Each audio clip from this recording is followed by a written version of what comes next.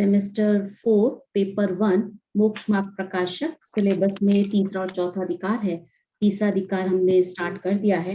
पंडित प्रवर टोडरमल जी द्वारा लिखित मोक्ष मार्ग प्रकाशक ग्रंथ हमें पढ़ने का सौभाग्य मिल रहा है और वो भाग्य है हमारा कि हम सब बैठकर साथ में स्वाध्याय कर रहे हैं। तो ध्यान से सुनेंगे तो ऐसा लगेगा पंडित जी मेरी ही बात कर रहे हैं, हर एक को अपना लगेगा। अभी इससे संबंधित LCPA में जो प्रश्न आया था दूसरे अधिकार से संबंधित, तो उसकी चर्चा हम क्लास के बाद करेंगे कि जहाँ पे क्या प्रॉब्लम्स आई थी, किस तरह से आई थी, वो मुझे जरूर याद दिलाना। मैंने फाइल ओपन करके रखी हुई है। और एक हमको इसमें करना है गणधर। किसका नाम है गणधर में? मैम सुरभि जैन। सुरभि जी। और दूसरा हमको करना है आप कुछ भी कहो पुस्तक का पहला जो चैप्टर है, कहानी है, आप कुछ भी कहो का समरी करनी है, क्योंकि ये सेल्फ स्टडी बुक है, पेपर 3 से रिलेटेड है, लेकिन हम इसको साइड बाय साइड करते चले जाएंगे। तो करीब 45 मिनट्स के बाद एक बार मुझे थोड़ा ब्रेक लेने का ध्यान दिला दीजिएगा, ताकि हम इन सब चीजों की तरफ बढ़ सके। गणधर लेना है और 5 मिनट्स का गणधर। गणधर में शॉर्ट में रखिए कि मेन विषय आ जाए। आप जो भी मैं एग्जाम्पल डिस्कस कर रही हूँ तो उनका उल्लेख करना जरूरी है, उल्लेख करना जरूरी है, तभी पता लगेगा कि आपने क्लास में सुना है। ठीक है। और जो मेन बात कही है पंडित जी ने, उसको संक्षेप में उठाइए, डिटेलिंग नहीं चाहिए हमको, समरी कर रहे हैं अपन। ठीक है। तो वो भी 5 मिनट में होनी चाहिए, 5 मिनट में ये वाली समरी होनी चाहिए। तो 10 मिनट बचते हैं हमारे पास में, तो करीब 45 तक मैं अपने आप को थोड़ा सा क्लोज करने की कोशिश करूंगी ताकि हम ये काम को कर सकें। अब हम आगे बढ़ते हैं। हमने देखा कि संसार में दुख है या नहीं, पहले कंफर्म करना है ना। पंडित जी कह रहे हैं, पंडित जी के कहने से क्यों माने हम? अपना दिमाग भी तो है, हम भी तो भोग रहे हैं कुछ। ये थोड़ी कि उन्हीं को सब पता लग रहा है, कुछ हमें भी पता लग रहा है, हमारे भी अनुभव है। ऐसे ही बाल धूप में सफेद नहीं किए हैं। तो हमको कंफर्म करना है, हर एक को अपना कंफर्मेशन करना है कि दुख है भी कि नहीं है। अगर दुख है तो उससे छूटने का उपाय करो, और दुख नहीं है तो प्रॉब्लम ही नहीं है, तब तो कुछ बात ही नहीं है, सवाल ही नहीं है, पंडित जी के पास जाने की भी जरूरत नहीं है। और अगर दुख है तो उससे छूटने का उपाय तो करना पड़ेगा। तो पंडित जी ने यहाँ पर वैद्य का दृष्टांत देकर के अपनी बात तीसरे अधिकार में प्रारंभ की थी। क्या कहा था उन्होंने कि हम पहले तो रोग के मूल कारणों की चर्चा करेंगे। ठीक है। और रोग में जो दुख तकलीफ होती है उनको दूर करने के लिए आप जो उपाय कर रहे हो ना, उसको झूठा भी बताएंगे और आपको ऐसी प्रतीति कराएंगे सच्चे उपायों के प्रति। जो हम उपाय बताएंगे ना उनको कहेंगे सच्चा, और उनके प्रति आपको प्रतीति कराएंगे कि आप इनको करोगे तो आपको सुख होगा।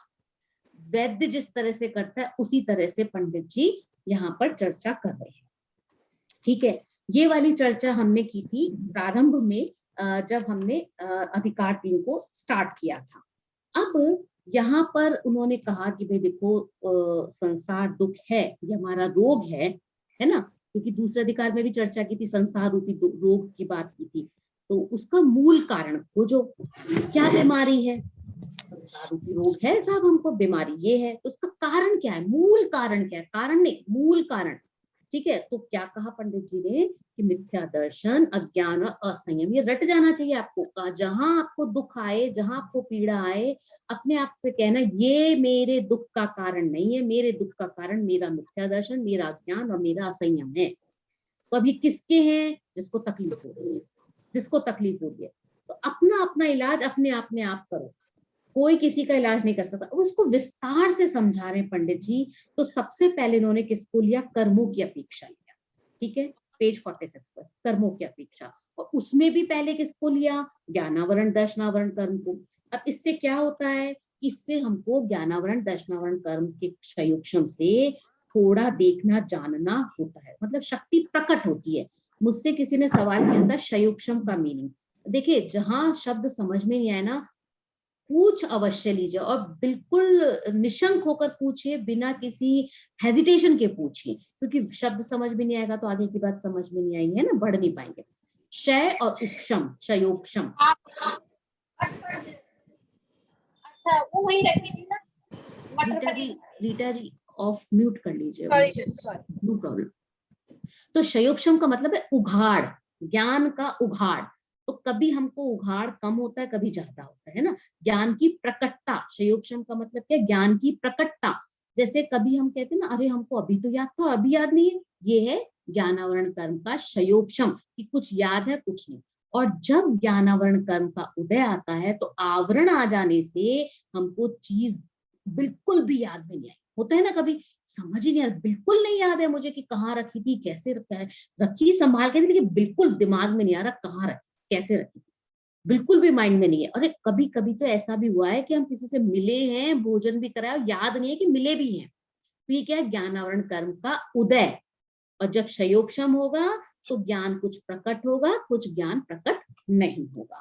तो ठीक है, ये हमने ज्ञानावरण कर्म के अंदर, इसमें हम बार बार ये शयोपशम वर्ड आएगा इसलिए मैंने बोल दिया। कई बार मैम मुझे लगता है, हाँ पूछिए। एक चीज पूछनी थी, आप जो बोल रही हैं मिथ्या दर्शन, अज्ञान और असंयम है, वो सब दुखों का कारण है, तो हमारी किसी से लड़ाई हो जाती है या कहासुनी हो जाती है, उसमें भी यही आएगा रीजन? सब अभी आगे डिटेलिंग आएगी। ओके हाँ, ओके। क्योंकि पंडित जी को पता है कि ये इतना कहने से थोड़ी मान लेगा जीव, समझाना पड़ेगा। तो बहुत अच्छे से समझाया उन्होंने, आगे सारी चर्चा आएगी अभी। तो कर्मों की अपेक्षा जब पहले ज्ञानावरण दर्शनावरण लिया, तो जब हम कह रहे हैं ना मिथ्या दर्शन, अज्ञान और असंयम, तो ये सारे कर्मों की अपेक्षा का है, एक कर्म की अपेक्षा नहीं है वो। ठीक है। और अब हमने ज्ञानावरण दर्शनावरण के शयोपशम से देखना शुरू किया, तो इसमें क्या होता है कि थोड़ा देखने, थोड़ा जानने की शक्ति हमारी प्रकट होती है। अब प्रकट कम होती है तो दिक्कत क्या है, प्रॉब्लम क्या है? दिक्कत तो ये है कि शक्ति तो होती है थोड़ी, पर इच्छा होती है अनंत गुनी। तो हमारी जान बस यही अटक जाती है। और ये क्रम हमें, हमको, हमारी बात चल रही है कि ये हमको किस प्रकार से इनसे दुख होता है, कि ज्ञान के दर्शन के शयोपशम से, ज्ञानावरण दर्शनावरण के शयोपशम से हमको ये जो कम प्रकटता होती है, इससे क्यों दुख होता है, वो चर्चा हमारी चल रही है। ये जितना भी प्रकरण अभी चल रहा है ना, ये श्रद्धा के स्तर पर चल रहा है। मतलब अपनी मान्यता ठीक करो, मान्यता ठीक होगी ना तो आचरण में अपने आप आएगा, उस स्तर पर भी आएगा। पहले मान्यता ठीक करनी होगी। तो शयोपशम रूप जो इंद्रियां कही है, इसको मैं पढ़ देती हूँ। तो इसमें क्या बता रहे हैं, इसको हम पढ़ लेते हैं पहले। कोई पढ़ेगा इसको, शयोपशम रूप इंद्रियों से? तो पेज 47, ये सेकंड पैराग्राफ है। मैं पढ़ू पढ़ती हूँ। मैडम? हाँ, कोई भी आप पढ़िए, हर पढ़िए। बार कोई नया पढ़िए, हर बार सब लोग पढ़े ताकि। शयोपशम रूप इंद्रियों से तो इच्छा पूर्ण होती नहीं है, इसलिए मोह के निमित्त से इंद्रियों को अपने अपने विषय ग्रहण की निरंतर इच्छा होती ही रहती है। उससे आकुलित होकर दुखी हो रहा है। ऐसा दुखी हो रहा है कि किसी एक विषय के ग्रहण के अर्थ अपने मरण को भी नहीं गिनता है। जैसे हाथी को कपट की, हथनी का शरीर स्पर्श करने की, मच्छ को बंसी में लगा हुआ मांस का स्वाद लेने की, भ्रमर को कमल सुगंध सूंघने की, पतंगे को दीपक का वर्ण देखने की और हरिण को राग सुनने की इच्छा ऐसी होती है कि तत्काल मरना भासित हो, तथापि मरण को नहीं गिनते। विषयों का ग्रहण करने पर उसके मरण होता था, विषय सेवन नहीं करने पर इंद्रियों की पीड़ा अधिक भासित होती है। इन इंद्रियों की पीड़ा से पीड़ित रूप सर्व जीव निर्विचार होकर जैसे कोई दुखी पर्वत से गिर पड़े, वैसे ही विषयों में छलांग लगाते हैं। नाना कष्ट से धन उत्पन्न करते हैं, उसे विषय के अर्थ खोते हैं, तथा विषयों के अर्थ जहाँ मरण होना जानते हैं वहां भी जाते हैं। नरक आदि के कारण जो हिंसा आदि कार्य उन्हें करते हैं तथा क्रोध आदि कषायों को उत्पन्न करते हैं। हाँ, बहुत बढ़िया। अभी आपको ये बात समझ आई, इसमें क्या कह रहे हैं? किसी को कुछ समझ में आया है? क्या बताना चाह रहे हैं पंडित जी? मैम ऐसे हाँ। कह रहे हैं कि इच्छा इतनी तीव्र इच्छा होती है कि मरना भी उसका उसमें हो जाए तो भी उस इच्छा को नहीं छोड़ पाता और उसके पीछे भागता है। बराबर बराबर। संक्षेप में हमको यही बात समझ आ रही है। ठीक है, अभी इन्होंने आचार्य कुंद ने प्रवचन सार में ये एग्जाम्पल्स दिए, वही एग्जाम्पल पंडित जी ने यहाँ पे कोट किए हैं। 5 हमारी इंद्रियां हैं, इंद्रियों के विषय हैं, तो उन्हीं के एक एक इंद्रिय के बेस पर एक एक एग्जाम्पल को खड़ा किया है।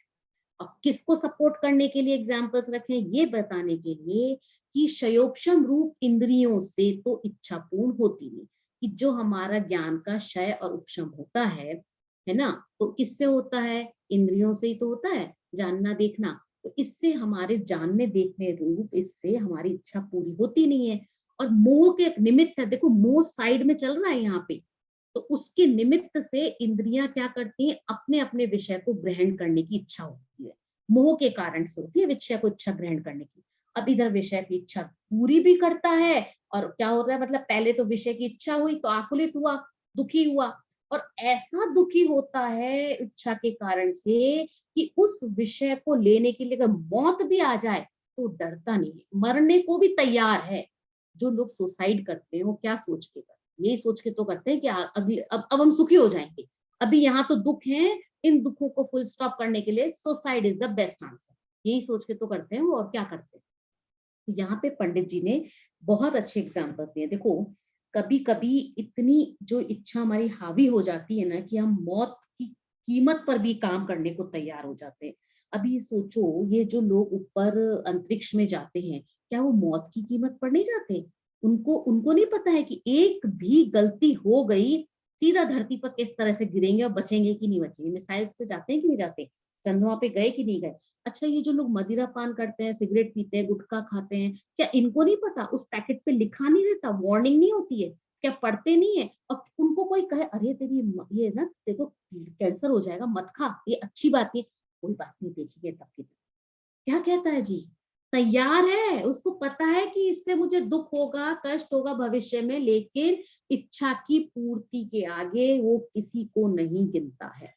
तो इस तरह से यहाँ पे उदाहरण है। अब हम इन उदाहरणों को देख लेते हैं। पहले कहा हाथी को कपट कपट की हथिनी का शरीर स्पर्श करने की। हाथी को जब पकड़ा जाता है ना तो पहले गड्ढा खोदा जाता है, ये आपको सबको पता होगा, उस पर नकली घास बिछा दी जाती है। अब उस गड्ढे के आगे खड़ी करते एक हथिनी, वो हथिनी सच पूछा जाए तो पालतू ही होती है। कपट की हथिनी का मतलब ये है कि कोई ऐसे नहीं है कि जनरल आकर के कोई हथिनी खड़ी हो गई, वो इंटेंशनली खड़ी की हुई पालतू हथिनी होती है, उसको खड़ा रखते हैं और हथिनी के शरीर की गंध से हाथी क्या है भागता है उसका स्पर्श करने के लिए, और वो उस गड्ढे के अंदर गिर जाता है। अब गड्ढे में गिर गया, अब उसके अंदर अब जिसने गड्ढा बनाया था ना, अब वो उसको सुध लेने नहीं आएगा, 10-15 दिन उसको वहीं छोड़ देगा। क्या होगा उसका इफेक्ट, क्या होगा, अब 10-15 दिन तक वो भूखा प्यासा उस गड्ढे के अंदर है, ना तो हथिनी मिली और भूख प्यास और गई, अब परवश और हो गया। अब वो उसके अंदर उसका शरीर शिथिल हो गया, अब वो उसकी पावर कम हो गई। अब जो इतना पावरफुल एनिमल था वो उसकी पावर कम हो गई भूख प्यास से शिथिल होने से। अब उसके पास में जिसने गड्ढा खोदा था, एक बाल्टी ले जाकर के उसको पानी दे देता है, पानी उसके ऊपर डाल देता है। अब उसको ऐसा लगता है अरे कोई बचाने के लिए आ गया, ऐसा लग रहा है जैसे मेरी जान में जान आ गई। अब ऐसे ही फिर थोड़ी देर बाद उसको कुछ खाने को थोड़ा दे देता है। अब वो क्या समझता है, ये मेरा उपकारक है, इसने मेरी रक्षा की है। अब वो उसका बंधन स्वीकार कर लेता है उस उपकार के कारण से। अब एक विषय ग्रहण की इच्छा थी, उसके पीछे वो जिंदगी भर का बंधन हाथी स्वीकार कर लेता है। ऐसे ही दूसरा उदाहरण देखो, दूसरा उदाहरण किसका है, मच्छ को, मच्छ मतलब यहाँ पे मछली, मछली को बंसी में, बंसी मतलब कांटा, उसमें लगा हुआ मांस का स्वाद लेने की।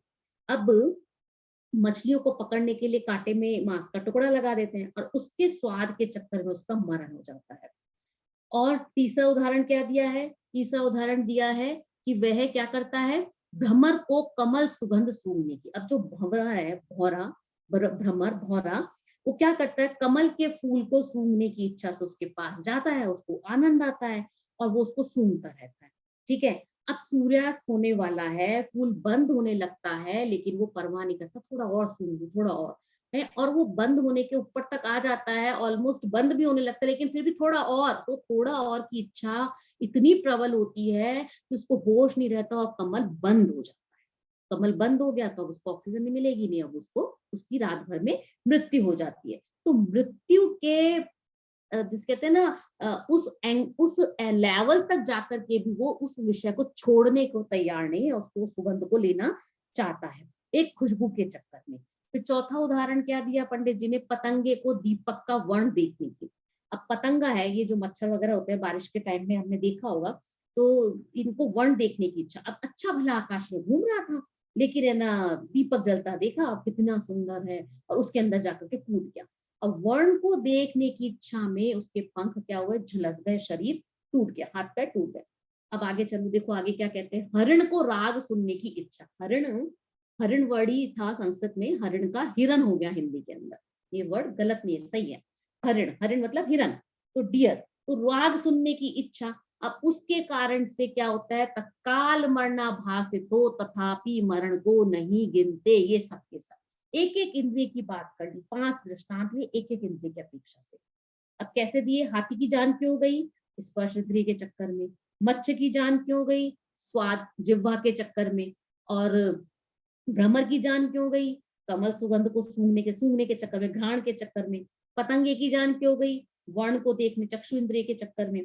और हिरण की जान क्यों गई, शब्द सुनने के अंदर, श्रोत्र इंद्रिय की अपेक्षा से, उसके विषय को ग्रहण करने की इच्छा से।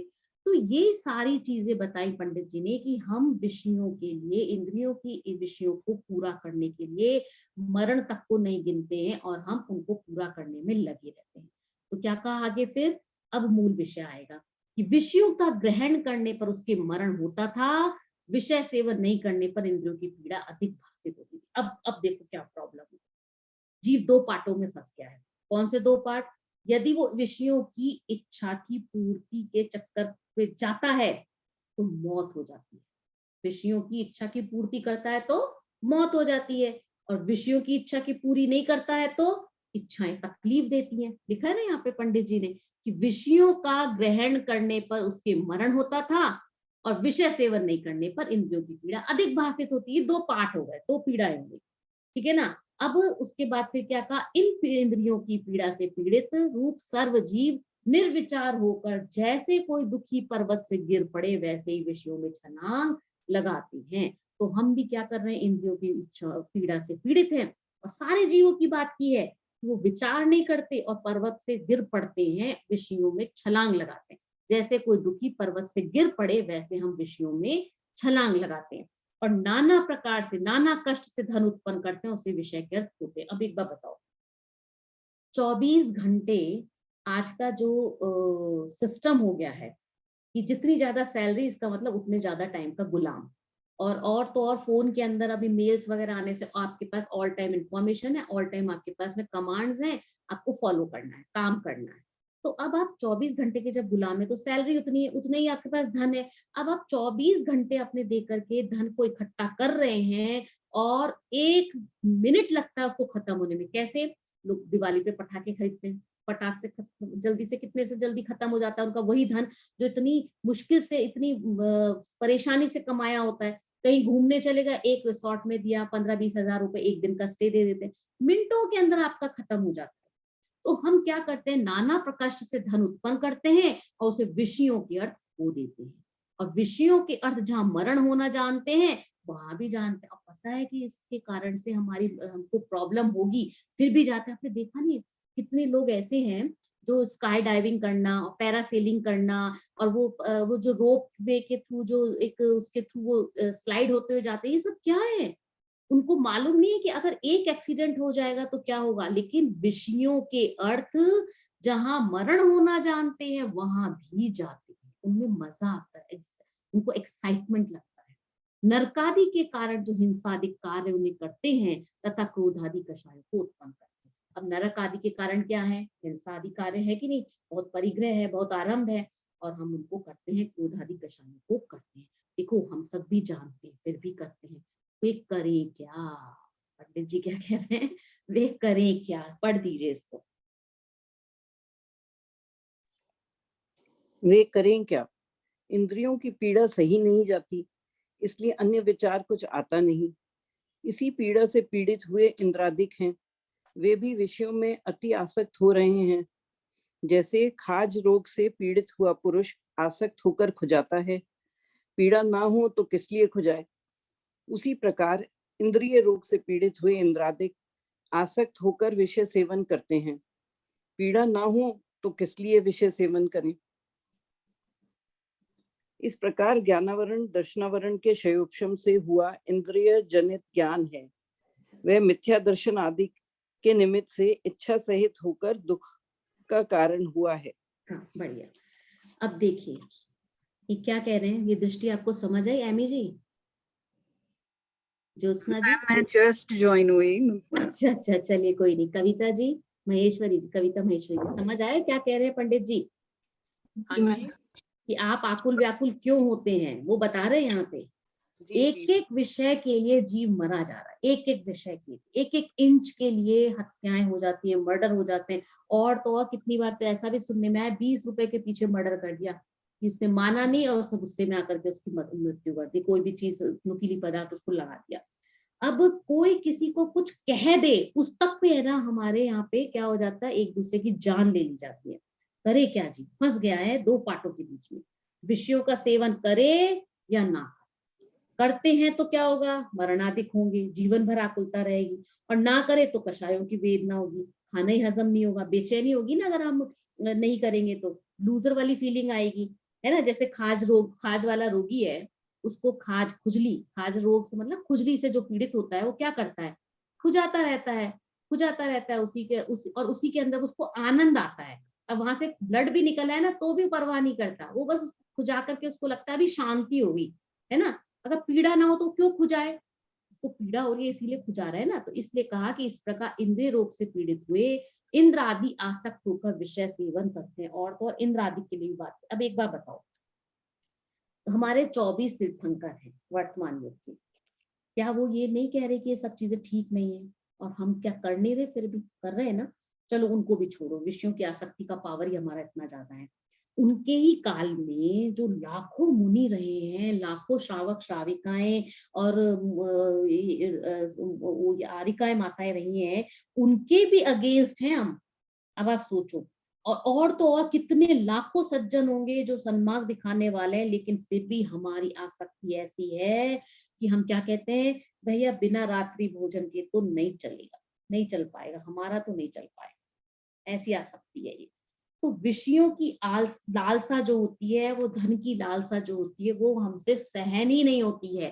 तो इसके लिए वाली बात कही है कि यहाँ पर पंडित जी, यहाँ पे जिसे कहते हैं ना, टोडरमल जी की रिसर्च है कि इस प्रकार ज्ञानावरण दर्शनावरण, ये रिसर्च है उनकी, कि ज्ञानावरण दर्शनावरण के संयोगक्षम से हुआ इंद्रिय जनित ज्ञान है, वह किस लिए होता है, मिथ्या दर्शन आदि के निमित्त से इच्छा सहित होकर दुख का कारण हुआ है।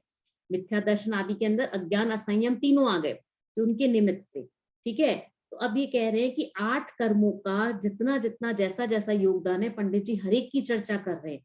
यहाँ पे ज्ञानावरण दर्शनावरण की सच्चाई बताई है, इनको जानने देखने के लिए क्या प्रॉब्लम है, इनको जानने देखने से हमको क्या प्रॉब्लम होती है, दुख क्या होता है, कि इच्छा हमारी अनंत है। और पहले तो इच्छा पूरी होना मुश्किल, और पूरी हो जाए तो हमारी अनंत इच्छाएं हैं, फिर त्रिकालवर्ती चीजों को ग्रहण करने की है ना। और कितनी इच्छा पूरी होगी। अब ऐसी इच्छा तो केवल ज्ञान पूरी हुए बिना होती नहीं, और केवल ज्ञानी को इच्छा होने का मतलब नहीं, उनको क्या फायदा, अब उनका कोई लाभ ही नहीं है। इसीलिए पहले मोह का क्षय होता है और फिर ज्ञानावरण दर्शनावरण अंतराय कर्म आदि जाते हैं। अब देखो यहाँ पर हमको ख्याल में रखना चाहिए कि पंडित जी क्या बताना चाह रहे हैं, ठीक है ना। वो क्या कहना चाह रहे हैं, कि ये कह रहे हैं कि हमारा जो विषय चल रहा है कि मूल कारण दुख का क्या है, मूल कारण है मिथ्या दर्शन अज्ञान और संयम, उसी का विस्तार चल रहा है ज्ञानावरण दर्शनावरण कर्म के संयोगक्षम से, कि उनके कारण से हमको थोड़ा जानना देखना होता है। और ये जो थोड़ा देखना जानना है वो मेरे दुख का कारण, ये विषय चल रहा है, ठीक है। और मोह की स्थिति, मोह की उपस्थिति में चल रहा है ये, मोह के निमित्त से समस्या है, ठीक है। शक्ति तो कम है और इच्छाएं ज्यादा है, तो उसका समाधान क्या है, तो उन्होंने वैद्य के माध्यम से बतलाया कि भाई तुम जो उपाय कर रहे हो उसको हम झूठा बतलाएं, और झूठा बतला करके और फिर हम अपनी बात रखेंगे। अब ये जो उपाय हम कर रहे हैं, हमको तो लगता ही नहीं है कि उपाय हमारे झूठे हैं, भाई हम कर रहे हैं, और आज के थोड़ी अनादिकाल से करते आ रहे हैं, अनंत काल तक करते रहेंगे, ऐसा ही लग रहा है अभी तो हमें।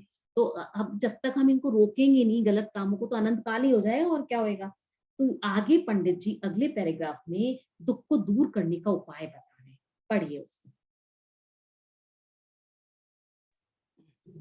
अब इस दुख के दूर होने का उपाय या जीव क्या करता है, सो कहते हैं, इंद्रियों से विषयों का ग्रहण होने पर मेरी इच्छा पूर्ण होगी, ऐसा जानकर प्रथम तो नाना प्रकार के भोजन आदि को से इंद्रियों को प्रबल करता है और ऐसा ही जानता है कि इंद्रियों के प्रबल रहने से मेरे विषय ग्रहण की शक्ति विशेष होती है तथा वहां अनेक बाह्य कारण चाहिए उनका निमित्त मिलाता है।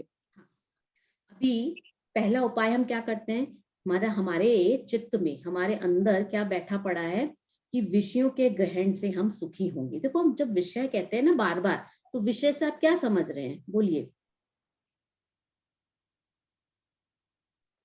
जिनमें हम मतलब जैसे कर्णेंद्रिय का विषय, तो जो चीज सुन रहे हैं, जो सांसारिक चीजें जिनमें इंटरेस्ट ले रहे हैं, देखने के लिए हाँ, इंद्रियों के जो भी जगह। विषय हैं, देखो सारी चीजें इन विषयों में आ जाती हैं, वो तो अब वो वेरिएशंस हैं उनके, ठीक है ना। पर मोटे रूप से जैसे हम कहते हैं ना 5 प्रकार के कलर है, बाकी सब तो उनके कॉम्बिनेशन है। तो इंद्रियां हमारी जो है, उनके जो विषय जिनको वो ग्रहण करती हैं, उससे मतलब है।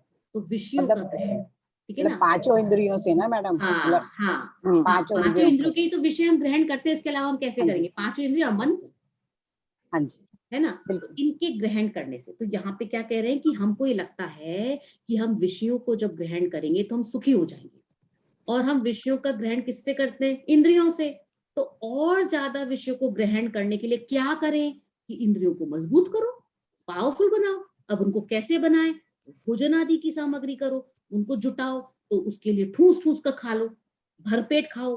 अब बच्चा मना करता है माँ को, लेकिन माँ क्या कहती है, एक चम्मच और ले ले, बस थोड़ा सा बचा है, थोड़ा सा, बस खत्म हो गया, बस फिनिश। अब माँ को क्या लगता है, खाएगा नहीं तो बड़ा कैसे होगा, पुष्ट कैसे होगा, ताकत कैसे आएगी, स्ट्रोंग हो जाओगे तुम इसको खा करके। हर माँ इस तरह की बातें बच्चों को कहती है। और भी अनेक अनेक प्रकार के कारण ढूंढते हैं कि बच्चों को क्या खिलाएं, कैसे खिलाएं, कितना खिलाएं। दिन भर ये चर्चा चलती रहती है जब बच्चे बड़े होने वाले होते हैं। और हम लोग अभी जब वेट बढ़ जाता है तो डाइटिशियंस के पीछे भागते हैं। तो टोडरमल जी ने कितनी बारीकी से पकड़ा है कि तुम जो 24 घंटे भोजन आदि के जुगाड़ में रहते हो ना इंद्रियों को पुष्ट करने के लिए, तो उसके अंदर उससे क्या प्रॉब्लम होने वाली, इंद्रियों को पुष्ट करना चाहते हो, तुमको क्या लगता है कि मेरी हड्डियां मजबूत होंगी तो मुझे विषयों का आनंद अच्छा आएगा, मैं ज्यादा खेलूंगा, मैं ज्यादा घूम सकूंगी और आनंद आएगा, है ना। अब भोजन करते हैं हम तो 4 रोटी का आनंद आता है कि 2 रोटी का आनंद आता है, अरे 2 रोटी में ही आनंद आता है। और पर बाद का तो हम पूरा करते हैं वो भर भर के, और के लालच में कि अभी मन नहीं भर रहा, मन नहीं भर रहा। और भी क्या कहा यहाँ पे इन्होंने, इंद्रियों से विषयों को ग्रहण करने पर मेरी इच्छा पूर्ण होगी, ऐसा जानकर प्रथम तो नाना प्रकार के भोजन आदि से विषयों को प्रबल करता है। और ऐसा ही जानता है कि इंद्रियों के प्रबल रहने से मेरे विषय ग्रहण की शक्ति विशेष होती है, तथा वहां अनेक बाह्य कारण चाहिए उनका निमित्त मिलाता है। बाह्य कारण क्या होंगे, मालिश कराना है ना, ट्रीटमेंट कराना है, तो प्लास्टिक सर्जरी करवाना है, इंद्रियों को ठीक रखना चाहिए, है ना। तो इस तरह की चर्चाएं करता है, इस तरह से बाह्य कारण वो मिलाता है। पढ़िए आगे। तथा इंद्रियां हैं वे विषय सम्मुख होने पर उनको ग्रहण करती हैं, इसलिए अनेक बाह्य उपायों द्वारा विषयों का तथा इंद्रियों का संयोग मिलाता है। नाना प्रकार के वस्त्रादिक का, भोजन आदिक का, पुष्प आदिक का, मंदिर आभूषण आदिक का तथा गान वादी त्रादिक का संयोग मिलाने के अर्थ बहुत ही खेदखिन्न होता है। हाँ, तथा बस बस बस। अच्छा। अब देखो, इंद्रियां हैं वो विषय के सन्मुख है, 24 घंटे कनेक्शन चालू है, इंद्रियों और विषय का संयोग होने की सेटिंग है ये। रसना इंद्रिय को क्या चाहिए, स्वाद चाहिए, चक्षु इंद्रिय को विषय चाहिए, देखने के लिए कुछ चाहिए। तो इंद्रियों का संयोग है, ये चालू है सेटिंग हमारी, इंद्रियों और विषयों को मिलाने की। कि चक्षु इंद्रिय पिक्चर टीवी मोबाइल का संयोग मिलाती है चक्षु इंद्रिय, रसना इंद्रिय भोजन आदि का संयोग मिलाती है। अब इसी के पीछे हम 24 घंटे नहीं लगे हैं, तो कभी क्या टेस्ट करते हैं, कभी क्या टेस्ट करते हैं। ऐसी कर्ण इंद्रिय की इच्छा होती है, म्यूजिक चाहिए, अच्छा भजन चाहिए, प्रवचन चाहिए, जिसकी जैसी रुचि हो। तो पांचों इंद्रियों को विषय का संयोग मिलाता है, पांचों इंद्रियों के विषयों का संयोग जीव मिलाता है। अब नाना प्रकार के वस्त्र आदि का, नाना प्रकार के वस्त्र आदि का मतलब क्या है, कपड़े ही नहीं है हमारे पास, तो अब जाने के लिए क्या पहन कर जाए, और कपड़े रखने की जगह नहीं है अलमारी में, गिर रहे हैं कपड़े, लेकिन कहीं जाना हो तो, पार्टी हो तो हमारे पास कपड़े ही नहीं है। और भोजन आदि के लिए रोज ही दाल बाटी बना देते हो, रोज ही दाल रोटी बना देते हो, दाल बाटी तो रोज कौन खाएगा, दाल रोटी बना देते हो रोज ही, पुष्पादिक का, देखो जो उदाहरण दिए ना पंडित जी ने, उनको आप एक एक को सोचो। पुष्पादिका इतने साल पुरानी बात है, उस समय तो फूल ही सुगंध का एक साधन होता था, अब तो डिओडोरेंट परफ्यूम आदि हो गए हैं। आभूषण आदि का, मंदिर का अर्थ तब उस समय में क्या कहलाता था कि जो ईंट चूना पत्थर से मिलकर के जो बिल्डिंग है ना, उसको मंदिर कहा जाता था। ठीक है, तो फिर उस समय में मंदिर कहा जाता था महल को, फिर उसके बाद महल के बाद में मंदिर कहा जाने वाला घर को। फिर अब आज मंदिर क्या कहलाता है? पूजा का स्थान, है ना। तो ये ऐसा हो गया है। तो क्या कहा है यहाँ पे कि हम इन सब चीजों के संयोग में लाने के अंदर हम खेद खिन्न होते हैं। अभी संक्लेशित रहते हैं हम इन सब चीजों के अंदर, इन्हीं सब बातों के अंदर। अब अगर 4 सदस्य हो घर में तो वो भी संक्लेशित होते हैं। 4 जैसे फैमिलीज मिल जाए ना, तो भी एक दूसरे के रहन सहन को, एक दूसरे की वेशभूषा को, एक दूसरे के खान पान को, मतलब तिकड़मबाजी में लगे हैं कि किसके पास किससे ज्यादा है और मुझे उससे ज्यादा मिल जाए, है ना। अब आना ना आना तो आपके कर्मों के अनुसार है, लेकिन मन में क्या चलता रहता है कि मुझे उससे ज्यादा मिल जाए। तो ये सब चीजें तो संयोग मिलाते रहते हैं और हम क्या होते हैं, खेद खिन्न रहते हैं। देखो मूल प्रकरण क्या चल रहा है, ये ध्यान रखना हमेशा, हम किसकी चर्चा कर रहे हैं? मूल कारण खोजने की, दुख के मूल कारण। और दुख के मूल कारण क्या बताया पंडित जी ने? मिथ्या दर्शन, अज्ञान और असंयम। और प्रकरण क्या चल रहा है? कर्मों की अपेक्षा से। कर्मों की अपेक्षा से हमने क्या लिया? ज्ञानावरण, दर्शनावरण। अब इनकी वजह से मुझे तकलीफ क्या है?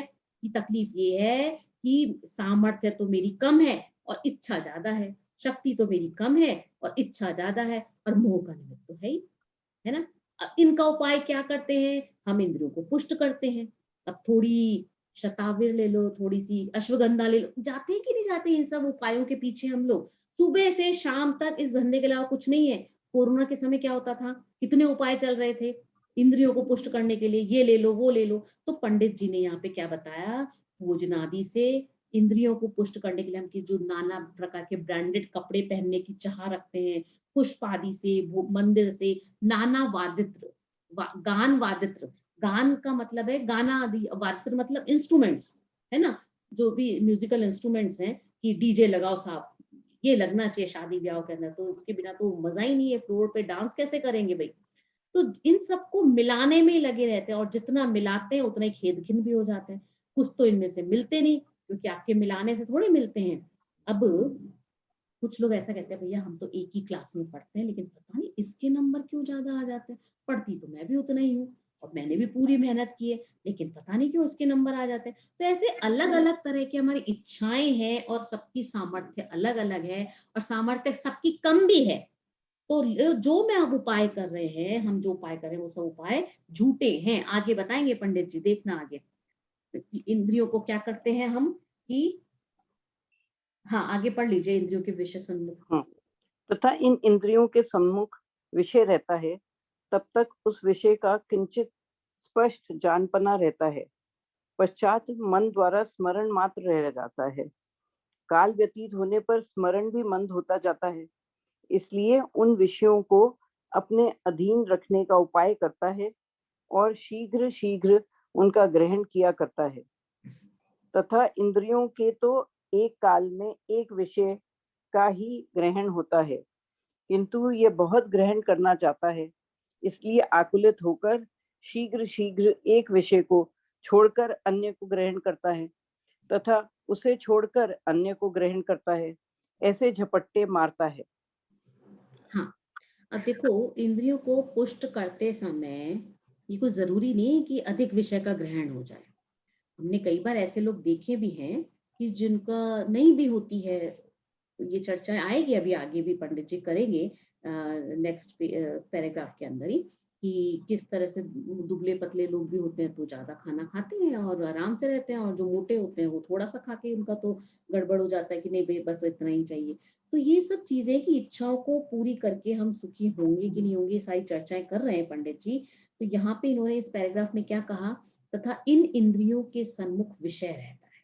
आपके अपनी जो इंद्रियां हैं उनके सम्मुख विषय रहता है, और उस विषय को किंचित स्पष्ट जानपना रहता है। अब देखो, आंख बंद करके सोचो, सुबह से शाम तक के काम सोचो कि हम क्या क्या काम करते हैं, तो पता लगेगा कि हमने दिन भर में क्या किया। एक विषय को लिया और दूसरे की तरफ गए, दूसरे को छोड़ा तो तीसरे की तरफ गए, फिर तीसरे को छोड़ा चौथे, मतलब दिन भर। अरे और तो और, अगर आप 1 घंटा किसी से बात करो ना, तो महसूस करो, अगर 2 लोग बात कर रहे हो तो उनके कैसे टॉपिक बदलते जाते हैं, दुनिया भर के टॉपिक आ जाएंगे 1 घंटे के अंदर। तो एक विषय को छोड़कर दूसरे, दूसरे को छोड़कर तीसरे, तीसरे को छोड़कर चौथे, ऐसे क्या करते हैं, झपट्टे मारता है। झपट्टे मारता है वर्ड समझना भी। तो यहाँ पे क्या कर रहे हैं कि हम जैसे कोई कॉलोनी होती है, तो कॉलोनी में एक डस्टबिन बना होता है बड़ा सा, है ना, और वहां पे कचरा फिर लोग नीचे भी गिरा देते हैं, और फिर वहां पे आकर के पशु क्या करते हैं, उसको झपट्टे मारते हैं, लेने की कोशिश करते हैं, एक दूसरे से छीनने की कोशिश करते हैं। तो वैसे ही हम करते हैं कि चाहते हैं कि धन होए किसी विधि। भूधरदास जी ने लिखा है भजन के अंदर कि चाहत है धन होए किसी विधि, कि एक सूत्र हमारा कार्यक्रम क्या रहता है कि बस किसी भी तरह से धन आ जाए, इसके अलावा कोई बात मत करो हमसे संसार के अंदर। मतलब विषय कषाय के जो लोभी जीव होते हैं, उनको क्या चाहिए, धन चाहिए।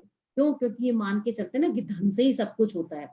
अब धार्मिक क्षेत्र में क्या होता है, भगवान का अभिषेक भी इसलिए करता है, चाहत है धन होए किस विधि, कि किसी भी प्रकार से पैसा आ जाए।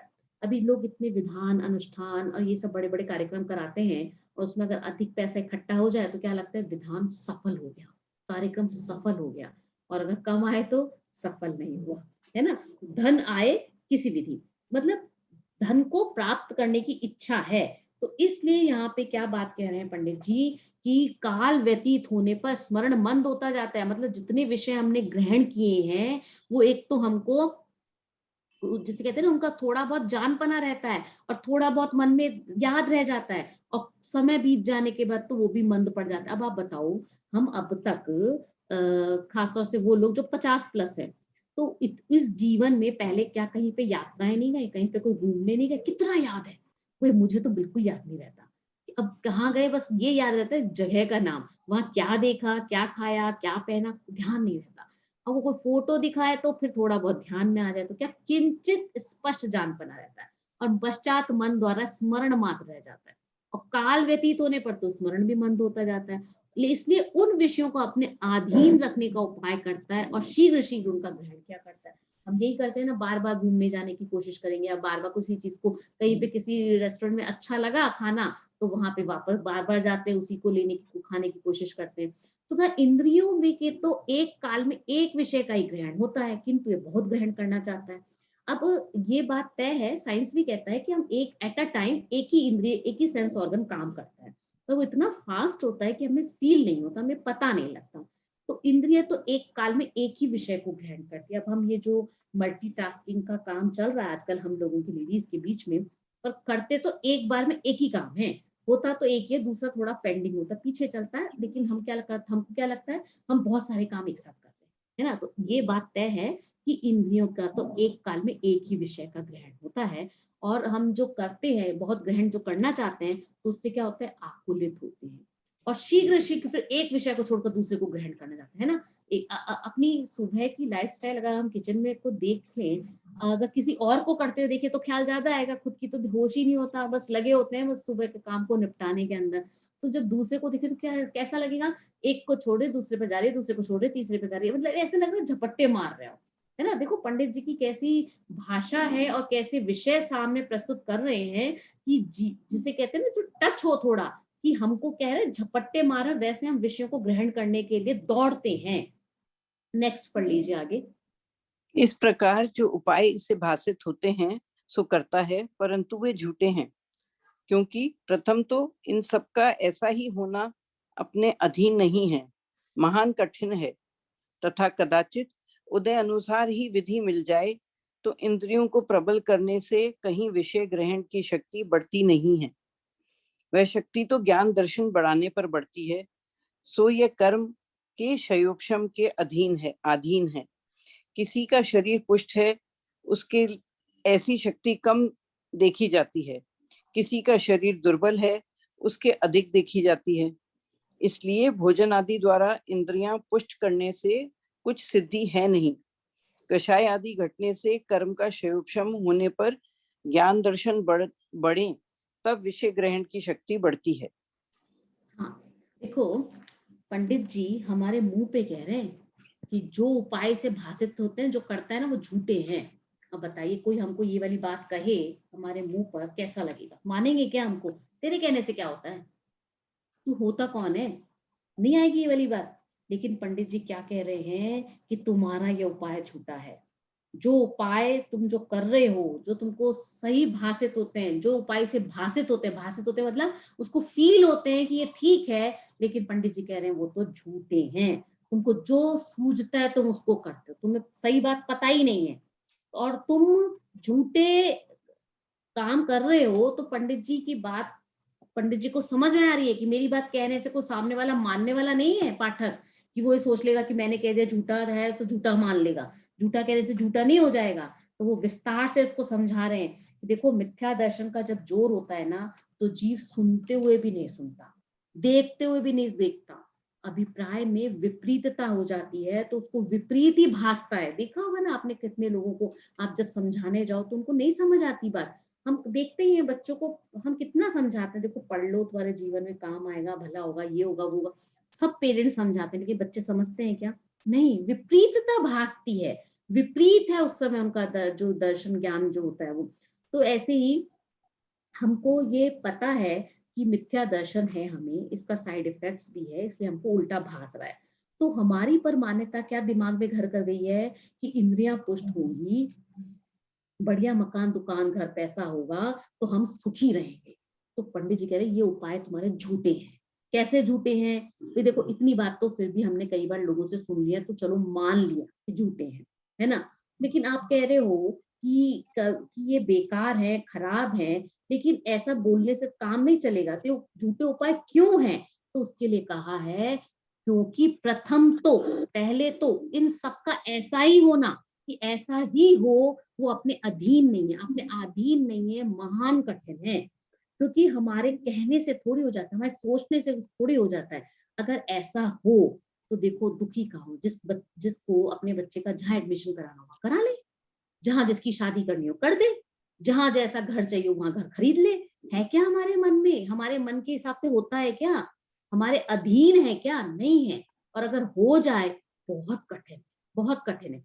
कदाचित उदय अनुसार ऐसी विधि मिल जाए, कदाचित कभी ऐसा हो जाए कि कोई निमित्त ऐसा मिल जाए, तो क्या होगा कि इंद्रियों को प्रबल करने से कहीं विषय ग्रहण की शक्ति बढ़ती नहीं है। ये बात तो फैक्ट है कि अगर मान लीजिए कोई आपको ऐसा प्रोसेस हो भी जाए, कभी कोई ऐसा निमित्त नैमित्तिक संबंध से काम हो जाए, तो भी इंद्रियों को प्रबल करने से, उनको स्ट्रॉन्ग करने से आपका ये कोई जरूरी नहीं है कि विषय ग्रहण की पावर भी आपके अंदर बढ़ जाएगी।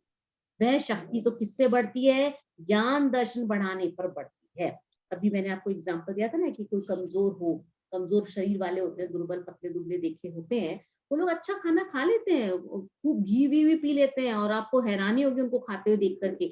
जब तक खाते नहीं देखो तब तो ये सोचोगे ये लोग बहुत कम खाते हैं, और जब उनको खाते देख लो, अरे बाप रे कितना खा रहा है, और फिर भी इसको शरीर को लग ही नहीं रहा है। और एक हम है, हम तो हवा से ही जैसे तो मोटे हो जाते हैं, है ना, एक रोटी खाने से हमारा पेट बढ़ जाता है।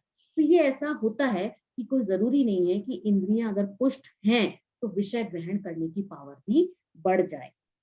तो ये हमको बात समझनी चाहिए कि इंद्रियों के पुष्ट होने से विषय ग्रहण की सामर्थ्य नहीं बढ़ती। ये बहुत ही रहस्यमयी बात है देखा जाए तो। देखो, आंखें आपकी बढ़िया है, कोई खराबी नहीं है, तो क्या अब आप सारे जगत को देख सकोगे क्या? अगर मेरा शरीर मोटा है, एकदम स्वस्थ है ना, और अब क्या मतलब, अगर मोटा तो ना कहो बल्कि कहो शरीर स्वस्थ है, इतना शरीर स्वस्थ है, अब क्या मैं 56 प्रकार के भोग खा सकती हूँ क्या? शरीर स्वस्थ है तो नहीं है पॉसिबल। इंद्रियों के पुष्ट होने से हमारे विषय ग्रहण की शक्ति नहीं बढ़ती है, वो थोड़ी ही रहती है। शक्ति बढ़ती कैसे है? शक्ति बढ़ती है ज्ञान दर्शन के बढ़ने से। वो बात कही है। देखो, करोड़पति घर का कोई बच्चा हो, है ना, अब उसके आंख कान सब सही है, सब सही है, लेकिन उसका शयोक्षम सही नहीं है। अब वो है तो 20 साल का, लेकिन हरकतें करता है 5-7 साल के बच्चे। विषय ग्रहण नहीं कर सकता, इंद्रियां उसकी पुष्ट है, लेकिन ज्ञान दर्शन का शयोक्षम नहीं है। दिमाग भी ठीक है, उसको याद नहीं रहता ऐसा नहीं है, लेकिन ज्ञान दर्शन का शयोक्षम नहीं है। तो ऐसा होता है, कई बार होता है ना, ब्याह ही नहीं हो रहा है किसी लोग, कई लोगों का शादी नहीं हो रही है, शादी हो जाए तो बच्चे ही नहीं हो रहे, कि सब कुछ है लेकिन ज्ञान दर्शन का संयोक्षम नहीं। सब कुछ ठीक है, अभी है किसी के खाने पर जाए, कई बार होता है ना कहीं पे किसी के खाने पे गए और बातों ही बातों में होस्ट ने कह दिया ये तो आप खाने के लिए आते हैं, ऐसे तो आते नहीं है। अब आपको चिढ़ लग गई ये वाली बात कि 4 लोगों के बीच में ऐसी बात कह दी कि ये तो सब खाने के लिए आते हैं। अब क्या होगा, अब खाने का स्वाद आपका क्या सा हो जाएगा, बेस्वाद हो जाएगा। अब वो जितने भी भोजन सामग्री रखी है ना, वो आपको खाने का मन नहीं कर, आपका मन करके यहाँ से चले जाऊं मैं, ये समझ क्या रहे हैं मेरे को। लेकिन फॉर्मेलिटी के नाम पर कि झगड़े हो जाएंगे, अभी बिना बात की कलह हो जाएगी, वहीं टिके रहते हो आपकी, ठीक है थोड़ी, अब किसी तरह से थोड़ा बहुत खा लेते दिखाने के लिए और घर आ जाते। और घर आकर के कोई पूछे तुमने बादाम का हलवा खाया था, कितना बढ़िया था, हमें नहीं पता, हमने नहीं खाया। और पूछो कि अच्छा वो तो खाई होगी इमरती, तो वो तो बहुत ही अच्छी थी। अरे फालतू बातें मत करो मुझसे, मेरे को नहीं करनी है चर्चा वर्चा, मुझसे मत पूछो, तुम चुप रहो बस। कैसा होता है ये सब। अब ज्ञान दर्शन के शयोक्षम की शक्ति हो तो विषय ग्रहण हो, पर वहां तो कषाय की अधिकता हो गई थी। तो क्या कहा है कि कषाय घटने से कर्म का शयोक्षम होने पर ज्ञान दर्शन बढ़े, तब विषय ग्रहण की शक्ति बढ़ती है। बहुत रहस्यमय बात कही है यहाँ पे पंडित जी ने। कषाय आदि घटने से, पहले तो कषाय आदि घटे और कर्म का शयोक्षम हो, तब आपका ज्ञान दर्शन बढ़े, तब विषय ग्रहण की शक्ति होती है। ऐसे नहीं है अभी 4 मंजिल का घर बनवा लिया कि मिलजुल करके रहेंगे साहब, अब 1 महीना भी नहीं टिक पाए, क्यों, कषाय की शक्ति अधिक है। इंद्रियां पुष्ट है, शरीर स्वस्थ है, क्या हुआ, अरे किसी ने कह दिया कि तुम तो यहाँ पे फ्री में रहते हो, बस हो गई कषाय, झोपड़ी में रह लूंगा, यहाँ तो नहीं रहूंगा। अब क्या होगा, हो गई ना। अब आप क्या उसको भोग पाए, नहीं भोग पाए। इंद्रियां पुष्ट थी, कर्म का शयोक्षम कैसा था, कषायादि थी, कषायादि मंद होने पर शयोक्षम होगा तो फायदा होगा, तो आप विषय का ग्रहण कर जाएंगे, नहीं तो नहीं। अच्छा एक बार बताओ, जितने भी अमीर हैं, जितने भी दुनिया के अंदर, अंबानी कह लो, गोदरेज वाले, टाटा वाले, जो भी है, अडानी है, कोई भी है, ये तो बहुत आनंद से रहते होंगे, विषय भोगते होंगे, है ना, लेकिन उनका मस्तिष्क कषायों से भरा हुआ है, कषायों से भरा हुआ है। तो अब विषय कषाय कैसे भोग पाएगा, अगर कषाय अधिक हो, कषाय मंद होगी तभी हो पाएगा ये सब। तो कर्मोदय जनित व्यवस्था है, क्रम क्रम से जिसने जैसा बांधा है उसका वैसा उदय आता है, लेकिन कषाय कम हो, ज्ञान दर्शन का उघाड़ हो, तो विषय ग्रहण की शक्ति बढ़ती है। अभी आगे बताएंगे जाकर के आगे पंडित जी की, विषय ग्रहण से भी कोई सुखी हो जाओगे ऐसा नहीं है, इस बात को भी आगे खत्म कर देंगे, लेकिन अभी तो इतने पर तो लाएंगे ना शिष्य को, नहीं तो उसको समझ में ही नहीं आएगा। तो क्या कहा कि पहले तो ऐसा अवसर मिलना ही कठिन है कि आपका काम हो जाए, है ना, सबको नहीं मिलता है, और अगर संयोग मिल भी जाए तो भी विषय भोग अधिक होंगे, इसकी कोई गारंटी नहीं होती। गारंटी कब होती है, कषाय घटे तो होती है, कषाय अगर अधिक है तो किसी भी प्रकार से आप विषय भोग नहीं कर सकते हो। नेक्स्ट पैराग्राफ पढ़ लीजिए। हम 1248 हो गए अभी कर्म। हाँ बस एक पैराग्राफ इसको पढ़ लीजिए। अच्छा, तथा विषयों का जो संयोग मिलाता है वह बहुत काल तक नहीं रहता, अथवा सर्व विषयों का संयोग मिलता ही नहीं है, इसलिए ये आकुलता बनी ही रहती है। तथा उन विषयों को अपने अधीन रखकर शीघ्र शीघ्र ग्रहण करता है, किंतु वे अधीन रहते नहीं हैं। वे भिन्न द्रव्य तो अपने अधीन परिणमित होते हैं या कर्मोदय के अधीन हैं। ऐसे कर्म का बंध यथा योग्य शुभ भाव होने पर होता है, और पश्चात उदय आता है, वह प्रत्यक्ष देखते हैं। अनेक उपाय करने पर भी कर्म के निमित्त बिना सामग्री नहीं मिलती। हाँ देखो, विषयों का जो संयोग मिलाता है बहुत काल तक नहीं रहता, और सर्व विषयों का संयोग मिलता ही नहीं है, इसलिए आकुलता बनी रहती है। बहुत एक एक सिद्धांत बहुत बलवान है, अगर इनको समझ में आ जाए ना तो हमारी बेचैनी का, जिसे कहते हैं ना, जड़मूल से नाश हो जाए। कि पहले तो संयोग मिलना मुश्किल, और फिर संयोग मिल भी जाए तो वो अधिक समय तक टिकते नहीं है, तो इसलिए भी आकुलता बनी रहती है। देखो धन कमाना मुश्किल, और फिर क्या कोशिश करते हैं, जैसे जैसे बना रहे, चोर चोरी ना कर ले जाए, है ना, उसको टैक्स से बचाने की कोशिश करेंगे। तो ये सोचने से भी हमारे संयोग हमारे साथ में नहीं रहते। कर्म का निमित्त होगा तो सामग्री मिलेगी, नहीं तो नहीं मिलेगी। अब करोड़पति के जो बच्चा है, जरूर थोड़े कि उसको भी रहने की जगह मिल जाए, कई बार उनको भी जगह नहीं मिल पाती है, कैसे, घर से बाहर कर दिया जाता है। तो कर्म सामग्री मिलने नहीं दे रहा है उस समय में, तो हमको ये समझना चाहिए कि कर्म का जो बंध है वो यथा योग्य शुभ भाव होने पर होता है, और पश्चात उदय आता है, ये हमको प्रत्यक्ष देखते हैं। और अनेक उपाय करने पर भी कर्म के निमित्त के बिना सामग्री नहीं मिलती। एक पैराग्राफ इसको मैं पढ़ देती हूँ, छोटा सा है, क्योंकि यहाँ पे टॉपिक खत्म हो रहा है, फिर नेक्स्ट टॉपिक स्टार्ट होगा, तो हम उसको नेक्स्ट क्लास में ले लेंगे। अब क्या कहा, एक विषय को छोड़कर अन्य को ग्रहण करता है, ऐसे झपट्टे मारता है, उससे क्या सिद्धि होती है? जैसे मण की भूख वाले को कण मिले तो क्या भूख मिटती है? उसी प्रकार जिससे सर्व के ग्रहण की इच्छा है, उसे एक विषय का ग्रहण होने पर क्या इच्छा मिटती है? इच्छा मिटे बिना सुख नहीं होता, इसलिए यह उपाय झूठा है। पंडित जी ने यहाँ आके कह दिया कि इच्छा मिटे बिना सुख नहीं होता, इसलिए उपाय झूठा है। अब हम इच्छा पूरी करके सुखी होना चाहते हैं, हम उपाय करते हैं, तो टोडरमल जी कहते हैं इच्छा तो है मण की, मण मतलब जो वजन तोलने का जो मान था ना पहले कि 40 किलो का एक मन होता है, मण, ठीक है। तो भूख तो इतनी, अब कोई हाथी है उसी को भूख लगेगी इतनी, तो 40 किलो का भोजन करने जितनी, अब हाथी खा सकता है ऐसा। अब उसको 2-3 दिन से भोजन नहीं मिला, तब उसको भूख कितनी है? 40 किलो की, एक मन की। और उसको आप एक अनाज का दाना डाल दो, अनाज का एक दाना डाल दो, अब उससे क्या होगा? उसकी भूख मिट जाएगी क्या? नहीं मिटेगी ना। अब विषय ग्रहण करके भी हम क्या करते हैं? सुखी होना चाहते हैं, हमारी इच्छा तो ये सब मिल जाए, सब मिल जाए। और एक विषय का मिलने पर क्या हमको इच्छा मिट जाती है क्या? इच्छा मिटे बिना सुख नहीं होता। तो पंडित जी कह रहे हैं अगर इच्छा मिटे तो सुख हो, अगर इच्छा नहीं मिट रही है तो तुम जो ये उपाय कर रहे हो वो झूठा है। चलिए यहाँ पे हम अब एंड कर लेते हैं। गंधा किसको करना है? सुरभि जी? जी मैम। हाँ करिए गंधा।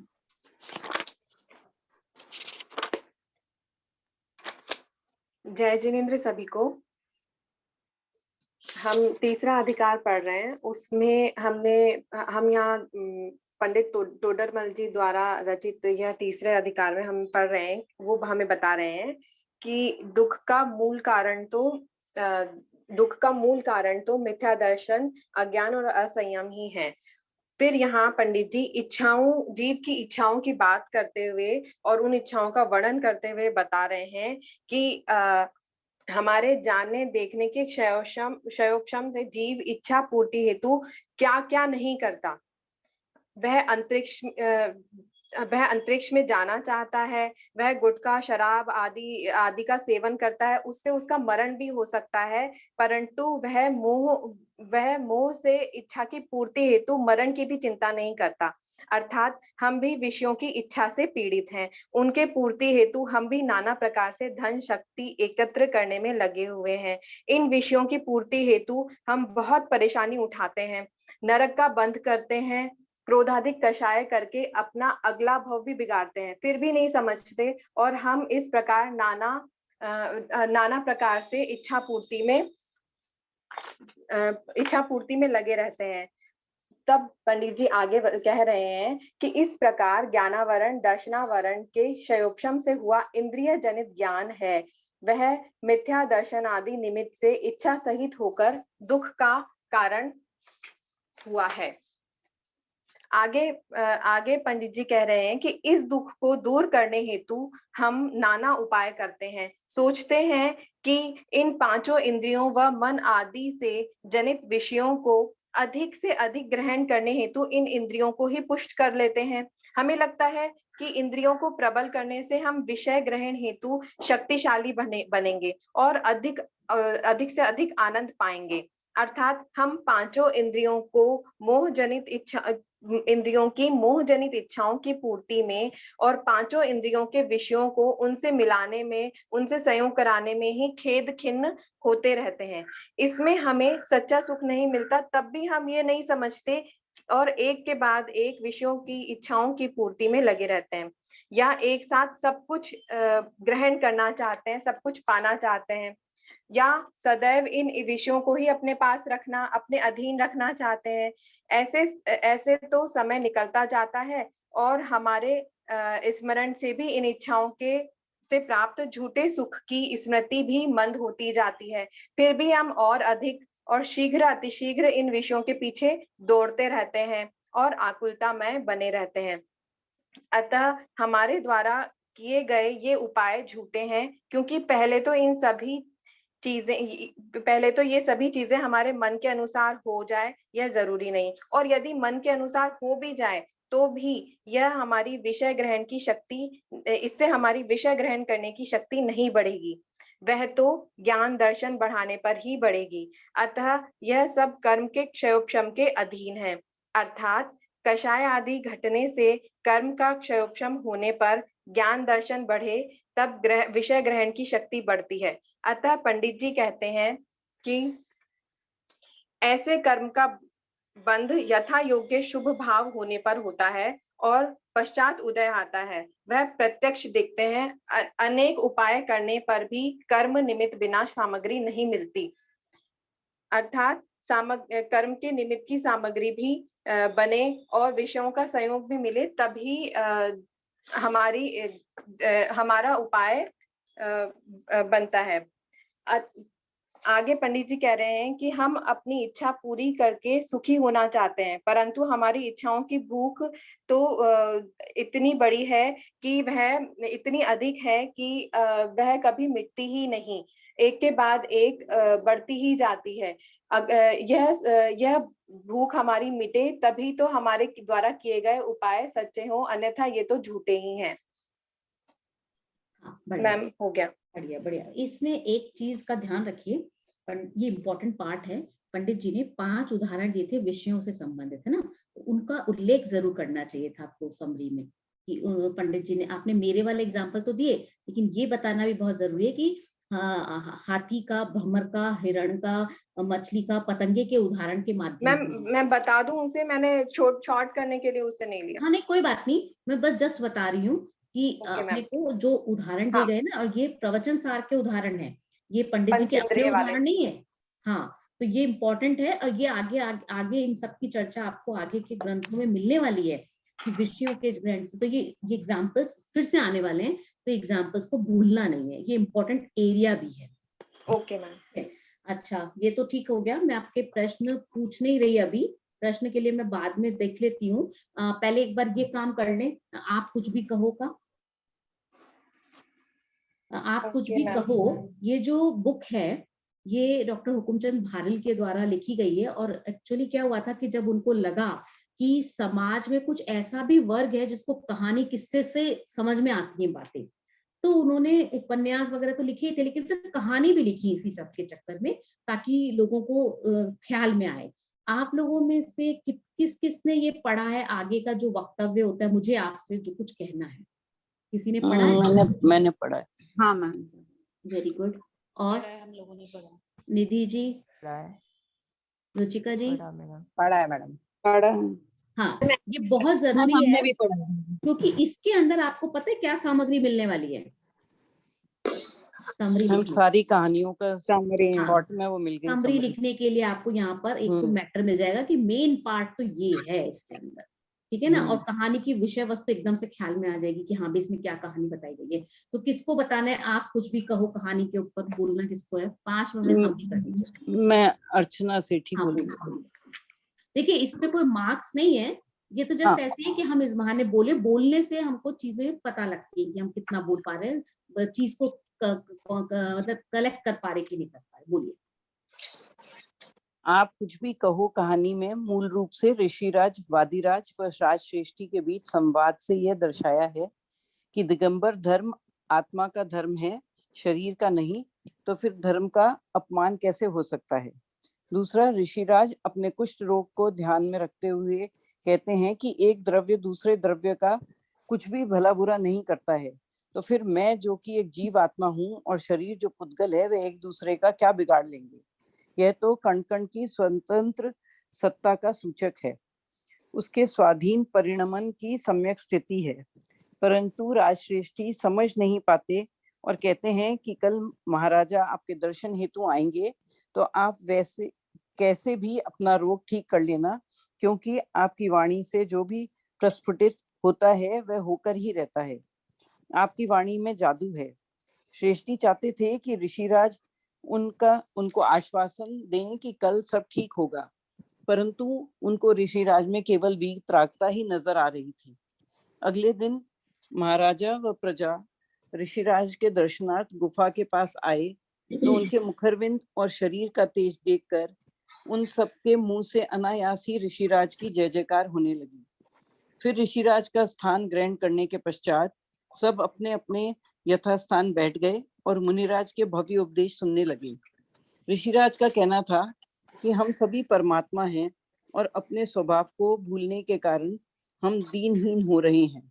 अगर हम अपने स्वभाव में रम जम जाएं तो पर्याय में भी परमात्मा बन जाएं। फिर कोई भी बड़ा या छोटा नहीं रहता। चूंकि एक द्रव्य दूसरे द्रव्य का कुछ नहीं करता, तो अपने भले बुरे का जिम्मेदारी भी प्रत्येक आत्मा की स्वयं ही है। अपने भले बुरे भाव से ही हमारे पुण्य पाप रूप बंधन होते हैं। बंधन होते हैं। पाप यदि लोहे की बेड़ी है तो पुण्य सोने की है।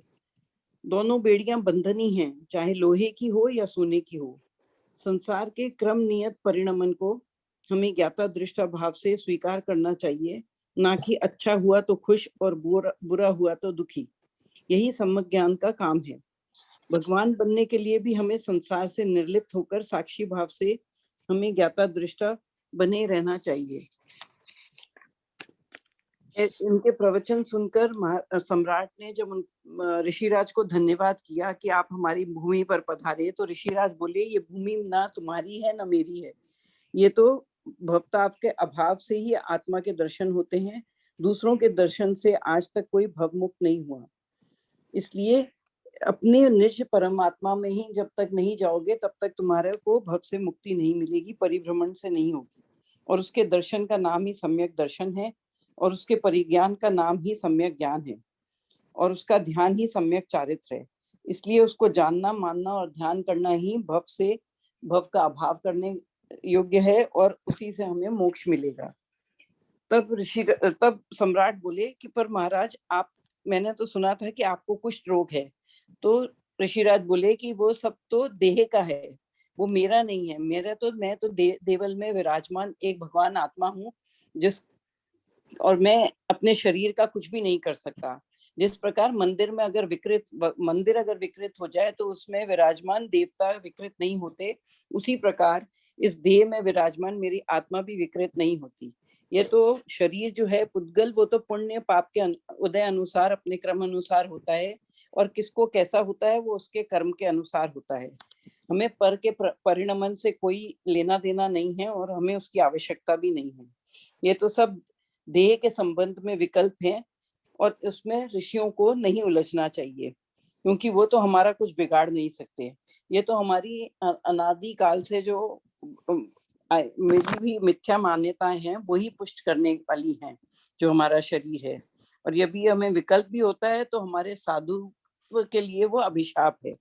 यदि मेरे मिटाने से, तो फिर वो बोले कि अगर मेरे मिटाने से ये सब हो जाता है तो मेरे ये छोटी उंगली में अभी भी कुछ रोग शेष है, तो वो भी मैं पूरा ही हटा लेता। लेकिन वो सब मेरा करने का नहीं है, वो सब अपने कर्म के उदय से होता है। तब सभी लोगों ने उनका, प्रजा और राजा दोनों ने ही उनका बहुत अभिवादन किया, और अपने आप को बोलने लगे कि ये सब लोभियों को यश के लिए करते हैं, और धर्म को की मूल भावना को विकृत कर देते हैं, जो धर्म के लोभी होते हैं।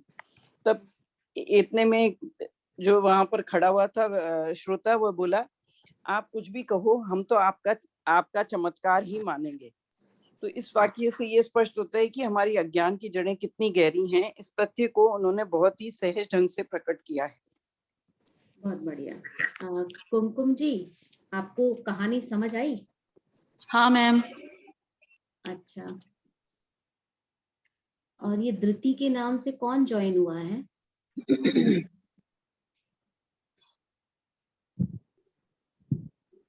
कविता माहेश्वरी जी। हाँ, आप धृति के नाम से ज्वाइन हुए हो क्या? यही नाम चल रहा है, पता नहीं मेरा कुछ नाम यही आता है मेरे को। अच्छा, नहीं कोई बात नहीं, मेरे को लगता है शायद आपकी बेटी का होगा। नहीं, पता नहीं, मुझे यही नाम आ रहा है बीच में। अच्छा, ठीक है, आपको बात समझ में आई स्टोरी? तो कुल मिलाकर के वादिराज मुनिराज के शरीर पे हुए कोढ़ से संबंधित है। हम क्या समझ लेते हैं अपने शरीर में जब कोई रोग हो जाता है तब हमको क्या चिंतन करना चाहिए? इसमें काफी चीजें, तो विषय जो है वो हाईलाइट किए हुए हैं, जिन विषयों पर आपको ध्यान रखना चाहिए, जहां पर कि सिद्धांत की बात की गई है, तो उन सब पर आप ध्यान दे लीजिए और साथ ही अंडरलाइन कर लीजिए कि कहाँ पे फिलअप्स आ सकते हैं, कहाँ पे ट्रू फॉल्स हो सकता है। तो सिद्धांत की बात होगी वहीं पर ही आएगा, या फिर कहीं पे कोई कैरेक्टर है तो उनको आप लिख सकते हो कि इसमें कौन कौन से कैरेक्टर्स आए हैं, तो वो ताकि आपको भविष्य में ज्यादा मेहनत ना हो और आपका जब पढ़ रहे हो तो भी ख्याल अच्छे से आए। अच्छा, अभी तो ये है कि हमारा क्लास का काम तो अभी हो गया है, क्वेश्चंस पूछने का है सुरभि जी से। सुरभि जी, आप अगर आपको देर नहीं हो तो अभी पूछूं या हम बाद में पूछें? मैम जैसे आप चाहें। तो ठीक है, जिसको भी जाना हो जिनवाणी की स्तुति कर लीजिए और निकल जाइए, क्योंकि ये समय ऐसा है ना, इसलिए मुझे थोड़ा सा मन में विकल्प रहता है। अच्छा, एक चीज और कि जब भी आप गंधर करेंगे ना, मैं शुरू में थोड़ा सा समराइज कर रही हूँ पहले के विषय को, तो गंधर में आपको उसको लेने की जरूरत नहीं है, और सुरभि जी ने नहीं लिया, ये अच्छा काम किया, ठीक है, उसको लेने की जरूरत नहीं, जो विषय है हमारा आज का चल रहा है बस उसी को लेने की बात है। अच्छा, प्रश्न मैंने प्रश्न तो नहीं बनाए हैं, पर एक बात मैं सबसे हमेशा पूछूंगी, इस चीज का आप हमेशा ध्यान रखें, हमने आज जो कुछ भी पढ़ा सुरभि जी, उससे आपका क्या हित होने वाला है, आपको क्या लाभ होने वाला है? मैम बढ़ती हुई इच्छाओं पे थोड़ा सा अंकुश लगाने की कोशिश करनी है, ऐसा मैं चाहूंगी। मतलब ऐसा क्योंकि अभी तक ऐसा तो नहीं किया मैंने कि इच्छाएं रोक दी हों या बहुत, लेकिन उनको रोकने की इच्छा करना, कोशिश करना चाहूंगी। क्योंकि यहाँ पे ये लिखा हुआ है, अच्छे से हमें समझाया है कि इच्छाएं तो बढ़ती जाएंगी, कभी खत्म नहीं होंगी, और वो सच्चा सुख भी नहीं देंगी हमें। अच्छा, ठीक है। अच्छा, मान लीजिए आपको बहुत अधिक गुस्सा आ रहा है, तो आप किसी चीज को तब भी क्या भोग पाएंगे? नहीं, जब क्यों? बहुत अधिक गुस्से में होंगे तो नहीं भोग, किसी भी चीज को नहीं भोग पाएंगे, क्योंकि सिद्धांत उस क्या वक्त है? क्योंकि हमारी कषाय इतनी बढ़ जाएगी कि हम कुछ भी सोचने समझने में अंतर नहीं कर पाते, और उस वक्त तो गुस्से की और कषाय की इतनी तीव्रता होती है कि हम उसमें हमारा क्षयोपशम नहीं हो पाता, और हम किसी भी विषय को नहीं भोग सकते। हाँ, कहाँ पे आया था ये वाली बात? मैम ये आया था पेज नंबर 47 पे। क्रोधाधिक कषायों को उत्पन्न करते हैं और फिर भोग नहीं पाते, ऐसा क्षयोपशम शायद नीचे जो आया था, इस प्रकार ज्ञानावरण दर्शनावरण के क्षयोपशम से हुआ इंद्रिय जनित ज्ञान है। नहीं, 48 ये पेज बोल- 48 पर कषायादि घटने से कर्म का हाँ क्षयोपशम ये होने इसमें पर आया। ज्ञान दर्शन बढ़े, तब विषय ग्रहण की शक्ति बढ़ती है। तो इस चीज को हाईलाइट कर लीजिए, ये सिद्धांत है, बन सकता है इस पे प्रश्न भी, और अच्छी चीज है, हमको विचार करना चाहिए इसके ऊपर। तीसरा प्रश्न मैं आपसे पूछ लेती हूँ, हम पंडित जी ने क्या चर्चा की है इसमें, क्या किसका मूल उपाय बता रहे हैं, और फिर जीव क्या कर रहा है, और क्या वो सही है गलत है, क्या कह रहे हैं पंडित जी यहाँ पे, यहाँ विषय क्या चल रहा है? विषय तो मैम यहाँ पे ये चल रहा है कि जो पंडित जी हमें संसार के जो अपार दुख हैं उनका बता रहे हैं, जो इच्छा जनित हमारे दुख हैं उनके उनके मूल कारण समझा रहे हैं, और बता रहे हैं कि जीव इस दुख को दूर करने के लिए इच्छाओं, इंद्रियों से विषयों के ग्रहण होने पर मेरी इच्छाएं पूर्ण होगी और मैं सुखी होऊंगा। तो इसलिए जो जीव है वो नाना प्रकार से अपनी इच्छाओं को प्रबल करता है, और सोचता है कि मेरी इच्छाएं अगर प्रबल होंगी तो मैं और अधिक विषयों को ग्रहण कर सकूंगा, और अधिक इच्छाओं को अच्छे से पूरी कर सकूंगा। तो वह जब, और वो उसके लिए बाहरी कारण भी उसमें मिलाता रहता है। तो जीव ये सब उपाय करता है, उन दुखों को, मतलब दुख समझता है उनको कि ये मेरे को दुख हो रहा है, और इनको सुख में कन्वर्ट करने के लिए वो इच्छाएं करता है और उनकी आप भी ऐसा पूर्ति ही कर करता रहे है। हो क्या? जी मैम करते हैं, बहुत जगह करते हैं। हाँ, तो इस चलिए, ये तो आपके तो काम खत्म हो गया है, मैं इसको एक बार क्लोज कर देती हूँ, क्योंकि हमारे पास अभी ड्राइव में स्पेस ज्यादा नहीं बची है, तो मैं रिकॉर्डिंग को ऑफ कर दूँ। किसी को कुछ पूछना है क्या?